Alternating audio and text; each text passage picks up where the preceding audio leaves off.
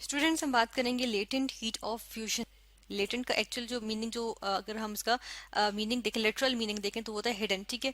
और हीट हमारे पास जो है वो फॉर्म ऑफ एनर्जी आ जाती है। तो हम देखते हैं कि वो हीट एनर्जी जो कि रिक्वायर्ड होती है लेटेंट हीट की। अगर सिर्फ चलें, पहले हम ऐसे करते हैं, लेटेंट हीट की बात करते हैं, ठीक है। लेटेंट हीट की अगर हम बात करें तो ये क्या होती है, हमारे पास होती है ऐसी एनर्जी जो कि एब्जॉर्ब होती है, या यानी कि रिक्वायर्ड होती है, या फिर हम कहते हैं कि रिलीज होती है, ठीक है। यानी कि प्रोसेस की वजह से वो रिलीज हो रही होती है, या उस प्रोसेस के लिए एब्सॉर्ब हो रही होती है। और इसकी वजह से क्या होता है, एक सब्सटेंस का फेज चेंज आता है, ठीक है। एक सब्सटेंस के फेज में चेंज आता है, यानी कि सॉलिड से लिक्विड चला जाता है, या हम कहते हैं कि वो लिक्विड से वेपर्स में चला जाता है। तो फेज चेंज आ रहा है, और इसकी वजह से हम कहते हैं ये किस पे होता है, एट सेम टेम्परेचर होता है, ठीक है। एट सेम टेम्परेचर, टेम्परेचर इसमें बदलता नहीं है, ठीक है। TEMP हम लिखा टेम्परेचर के लिए, ठीक है। और हम देखते हैं कि वो टेम्परेचर जब सेम रहता है तो उसके लिए सिर्फ हीट एनर्जी रिक्वायर्ड होती है, और या फिर रिलीज होती है, तो फेज चेंज के लिए, ठीक है। अब हम फ्यूजन को मिला के इसको हम देखते हैं कि क्या होती है। तो जब फ्यूजन भी इसके अंदर वर्ड मिला दें तो हम कहते हैं कि ऐसी हीट एनर्जी जो कि एब्जॉर्ब होती है, जो कि रिक्वायर्ड होती है। हम यहाँ पॉइंट्स लिखेंगे। फर्स्ट वन ये आता है कि हम कहते हैं ये एनर्जी जो है, हीट एनर्जी जो कि रिक्वायर्ड होती है। फर्स्ट ऑफ ऑल हम लिख देते हैं, चलो यहाँ पर हम लिखेंगे कि क्या होती है, हीट एनर्जी होती है, ठीक है।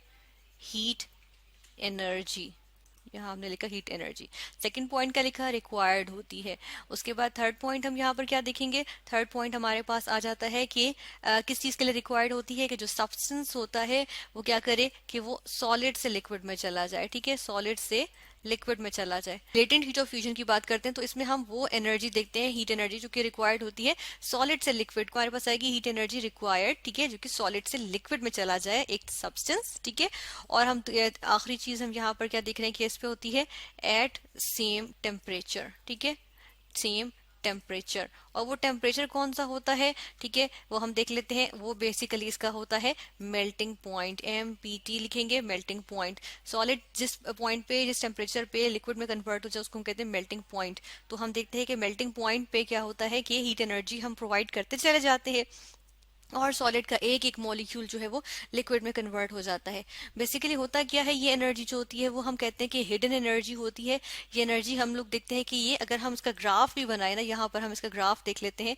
जिस तरह से ये हमारे पास ग्राफ है, इसके अंदर हम बनाएंगे तो हम देखते हैं कि होता क्या है कि जब इस ग्राफ को फर्स्ट ऑफ ऑल हम इसके यहाँ पर लिखेंगे कि यहाँ पे टाइम है कि एज टाइम पासिस, और यहाँ पर हम लिखेंगे कि टेम्परेचर हमने लिया हुआ है, ठीक है, टेम्परेचर, ठीक है ना। तो हम देखते हैं कि जैसे जैसे टाइम पास करता चला जाता है तो क्या होता है, सॉलिड से, एक चीज सॉलिड थी और वो क्या करती है, उसका टेम्परेचर इंक्रीज कर रहे हैं। एक पॉइंट ऐसा आया जिसपे हम जाके कहते हैं कि जी टाइम बढ़ रहा है, ठीक है, हीट हम दे रहे हैं, ठीक है ना, हमने हीट दे रहे हैं, लेकिन क्या है, टेम्परेचर जो है वो हमारे पास क्या हो गया, वो हमारे पास कांस्टेंट जा रहा है, ठीक है। और उसके बाद हम देखते हैं कि दोबारा से एक पॉइंट आएगा जिसपे जाके दोबारा से वो इंक्रीज करना शुरू कर देगा, ठीक है, इस तरह से। तो हम क्या देखते हैं, इस पॉइंट पे ये जो पार्ट है इस पे क्या था, इस पे ये हमारे पास सॉलिड मौजूद था, ठीक है, ये हमारे पास सॉलिड मौजूद था। फिर हमारे पास क्या था, ये वो वाली फेज थी जहां, ये वो वाला पार्ट था जहां पे फेज चेंज हो रही थी, ठीक है, फेज चेंज हो रही थी। और उसके बाद हम देखते हैं ये वाला पार्ट यहाँ पर आके इस पॉइंट पे कंप्लीट फेज चेंज हो गया, ठीक है। यहाँ पे हम कह रहे हैं कि यहाँ पे फेज चेंज स्टार्ट हुआ, ठीक है ना। उसके बाद हम कह रहे हैं, यहाँ पर हम कह रहे हैं कि फेज चेंज जो है हम कहते हैं कि जी कंप्लीट हो गया। और उसके बाद जो हमारे पास फाइनली यहाँ पे जो पार्ट आता है उसको हम क्या कहते हैं, वो क्या है, वो हमारे पास लिक्विड है, ठीक है। अब हम लिक्विड का टेम्परेचर एज सच इंक्रीज करते चले जा रहे हैं। तो इसमें हम टेम्परेचर इंक्रीज करेंगे, फिर आगे जाके हम देखते हैं कि चले इसको भी अगर हम डिस्कस कर लेंगे, आगे जाके फिर एक पार्ट ऐसा आएगा जहां पे हमारे पास स्ट्रेट लाइन आना शुरू हो जाएगी, वहां पर भी फेज चेंज होगा, ठीक है ना। तो यहाँ पर हम देखते हैं फिर वहां से आगे जहां पे फेज चेंज का पार्ट जो है वो कंप्लीट होगा, वहां से आगे जो है फिर हमारे पास वेपर्स आ जाएंगे, ठीक है, इस तरह से होता है। तो यहाँ पर हम देखेंगे जो फेज चेंज वाला पार्ट है, ये जो हम पार्ट कह रहे हैं कि ये वाला जो पार्ट है ना, इधर क्या हो रहा है, इधर हम हीट प्रोवाइड कर रहे हैं, ठीक है, हीट तो हम प्रोवाइड किए जा रहे हैं, लेकिन टेम्परेचर इंक्रीज नहीं कर रहा। इसकी वजह क्या है कि सारे की सारी जो हीट एनर्जी है, वो एनर्जी, वो सारी की सारी एनर्जी किस चीज में सर्व हो रही है, किस चीज में यूटिलाइज हो रही है, कि ये जो हमारे पास सॉलिड के अंदर क्लोज पैकिंग है, स्ट्रॉन्ग इंटरेक्शन है, उसको ब्रेक कर दिया जाए, किसी तरीके से उसको ब्रेक कर दिया जाए, ठीक है। उसको ब्रेक करके कहाँ ला रहे हैं हम, सारे के सारे जितने भी ये मॉलिक्यूल्स है ना, फर्स्ट करें चले हमारे पास यहाँ पे 5 6 7 8 9, ये 9 मॉलिक्यूल्स हैं, चले हम 10 कंप्लीट कर लेते हैं। तो ये 10 मॉलिक्यूल्स है, इनको हमने क्या किया, इनकी इंटरमॉलिक्यूलर फोर्सेस को हमने वीकन कर दिया, यहाँ तक कि क्या हो गया, हमारे पास यहाँ पर लिक्विड फॉर्म में ही आ गए, ठीक है। और जब तक एक एक मॉलिक्यूल हमारे पास, हम देख रहे हैं कि ये हमारे पास एक एक मॉलिक्यूल नहीं आ जाता, तब तक हमने क्या किया, चले हम देख लेते हैं 1 2 3 4 5 6 7 8 9 10। तो जब तक हमारे पास सारे मॉलिक्यूल्स जो है, एक मॉलिक्यूल लिक्विड में कन्वर्ट नहीं हो गया, यानी कि कंप्लीट सॉलिड सब्सटेंस जो है वो कंप्लीटली लिक्विफाई नहीं हो गया, लिक्विड में कन्वर्ट नहीं हो गया, तब तक हमने क्या किया कि वो टेम्परेचर जो है वो राइज नहीं हुआ। तब तक हम देखते हैं कि टेम्परेचर राइज नहीं हुआ और सिर्फ फेज चेंज होने के लिए हीट लगती रही है, ठीक है। तो हम ये क्या देखते हैं कि ये सॉलिड से किस में चला गया, ये चला गया लिक्विड में। तो ये जो फेज चेंज के लिए जो हमारे पास हीट एनर्जी रिक्वायर्ड थी, ठीक है, तो जब सॉलिड से लिक्विड में जाने के लिए होगी, यहाँ तो फेज चेंज के लिए जो एनर्जी रिक्वायर्ड होगी वो हमारे पास लेटेंट हीट होगी, जो सेम टेम्परेचर रखते हुए। लेकिन जब सॉलिड से लिक्विड को हम स्पेसिफाई कर देंगे तो वो हमारे पास क्या हो जाएगी, लेटेंट हीट ऑफ फ्यूजन बन जाएगी, ठीक है।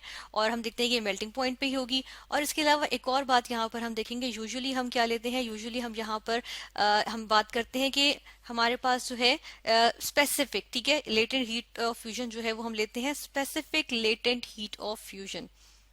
अच्छा, स्पेसिफिक करने के बाद हम क्या कर देते हैं, इसको हम जो सब्सटेंस है उसकी मैस को हम स्पेसिफाई कर देते हैं। यानी कि उसके लिए हम क्या कहते हैं, स्पेसिफिक की जब हम बात करेंगे तो हम कहते हैं कि ये वाला पॉइंट हमारे पास ऐसे ही रहेगा कि हीट एनर्जी होती है, और फिर हम कहेंगे कि वो रिक्वायर्ड भी होती है, ठीक है, specific latent heat of fusion के लिए। और हम कहते हैं कि सब्सटेंस जो है वो सॉलिड से लिक्विड में भी जाएगा, ठीक है। और हम कहते हैं ये वाला पॉइंट होगा कि एट इट्स मेल्टिंग पॉइंट।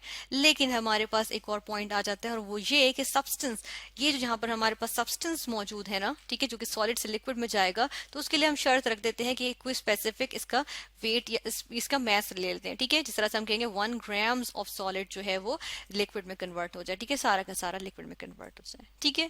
जिस तरह से यहाँ पर अगर हम एग्जाम्पल भी चले ले लेते हैं कि हमारे पास अगर हम वाटर की लें कि latent heat of fusion of ice की बात करें, ठीक है, कि आइस किस तरह से कितनी हीट एनर्जी रिक्वायर्ड होगी कि आइस जो है वो 1 ग्राम आइस जो है वो लिक्विड में कन्वर्ट हो जाए। तो हम देखते हैं कि हमारे पास होती है 80 कैलोरीज, ठीक है। 80 कैलोरीज जो होता है वो एनर्जी का यूनिट होता है।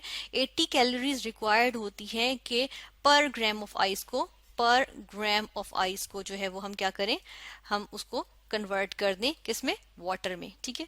तो ये हमारे पास जो है वो क्या आ जाएगी, specific latent heat of fusion of ice आ जाएगी, ठीक है। तो इस तरह से हमने क्या देखा, हमने आज स्टडी किया latent heat of fusion. Latent heat of fusion में हमने क्या स्टडी किया, हमने स्टडी किया कि लेटेंट हीट ऑफ फ्यूजन हमारे पास आ जाती है heat energy required to change 1 gram of solid into liquid at its melting point without changing temperature, ठीक है। और ये हमारे पास कहलाती है लेटेंट हीट ऑफ फ्यूजन।